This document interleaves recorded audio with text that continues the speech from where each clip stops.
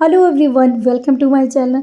तो फाइनली सुमित महल का भी रिप्लाई आ गया है, जिसका सब लोगों को इंतज़ार था कि क्या अब वो नेहा तिवारी से शादी करेंगे या नहीं करेंगे और उनके साथ अभी क्या चल रहा है। एक रिएक्शन चैनल की वीडियो पे सरिता जेठू ने कमेंट किया था कि सच कहूँ तो सच्चाई इतनी गंदी हो सकती है, यह तो हम भी नहीं जानते थे और ना ही अभी तक स्वीकार कर पा रहे थे।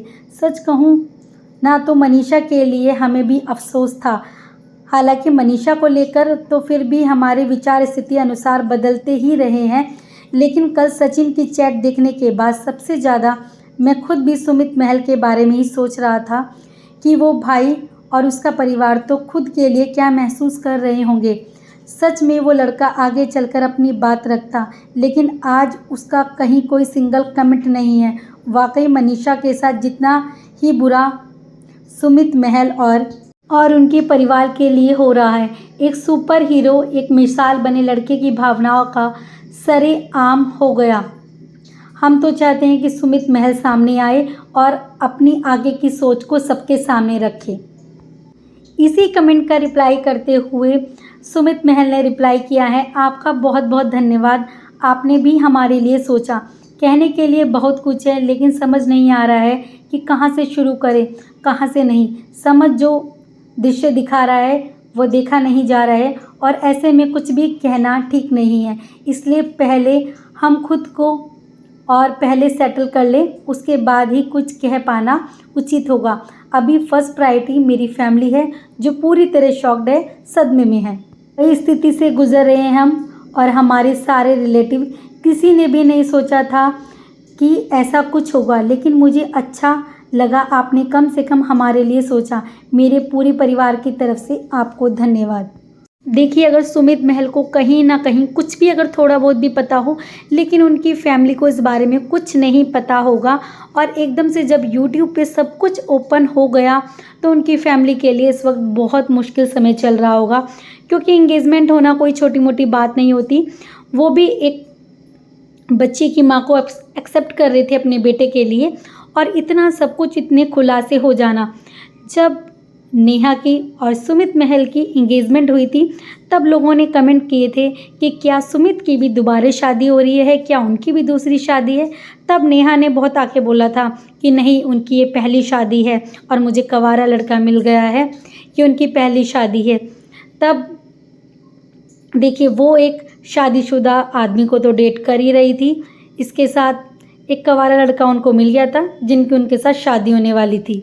और सचिन की बातों के अनुसार वो उसको काफ़ी टाइम से डेट कर रही थी, सुमित महल को काफ़ी टाइम से एक दूसरे के साथ ये लोग रिलेशन में थे। तब भी वो एक शादीशुदा मर्द के पीछे पड़ी हुई थी। और जब लोगों ने कमेंट किया कि आपकी एंगेजमेंट हो गई है, आप अभी भी आशीष जी का नाम अपने नाम के साथ लगा रही हैं, तो भाई सती सावित्री जी ने कहा कि नहीं, मैं उनके नाम को तो यूज़ करूँगी ही, उनके नाम को तो लगाऊंगी, उन्हें मैं कैसे भूल सकती हूँ। और ये जो शादी हो रही है मेरी, ये सिर्फ़ और सिर्फ ताशी की खुशी के लिए हो रही है। मतलब ये अपने आप को दिखाना चाह रही थी कि मैं तो बस अपने पति के अलावा किसी को देखना भी पसंद नहीं करती हूँ, मैं अपने पति से बहुत प्यार करती हूँ। आयरन लेडी बनी हुई थी ये। और इनका कहना ये भी था कि अभी तो इंगेजमेंट हुई है, मैं शादी के बाद भी आशीष जी का नाम यूज़ करूँगी, मतलब उनका नाम लगाऊंगी अपने नाम के साथ, क्योंकि भाई मैं तो बहुत प्रतिवर्ता नारी थी, एक ही इंसान मेरी ज़िंदगी में था। और ये जो दूसरी शादी भी हो रही है, ये सिर्फ़ और सिर्फ ताशी के लिए हो रही है कि उसे पापा का प्यार मिल जाए। अब दीदी के सारे जो काले चिट्ठे हैं, उनकी रंगरलियाँ हैं, वो सामने निकल के आ रही है कि कैसे वो लोगों का पागल बना रही थी, किसी को ब्लैकमेल करती थी तो किसी के साथ प्यार के झूठे नाटक। उन्होंने किस हद तक सचिन को भी पागल कर रखा था। देखिए, सचिन की पूरी गलती है, लेकिन दीदी भी यहाँ पे ठीक नहीं है। जो इनकी चैट वायरल हुई है, आप उसमें देख सकते हैं किस तरीके से पहले भाई बनाया गया और उसके बाद उसको ही अपना आशिक बना दिया और उसकी बीवी से उसको दूर कर दिया। और एक तरफ जिनसे वो इंगेजमेंट कर रही थी, उनका भी अच्छी तरीके से पागल बना रखा था। और पब्लिक का पागल पहले ही बन रहा था कि ये शादी सिर्फ़ और सिर्फ मैं अपनी बेटी की खुशी के लिए कर रही हूँ, जबकि उनकी खुशी तो पता नहीं कितने सारे लोगों के साथ थी।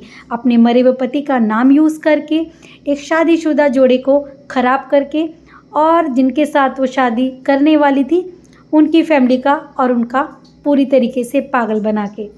अब लोगों को इंतज़ार है क्या सुमित महल अभी भी शादी करेंगे या नहीं करेंगे।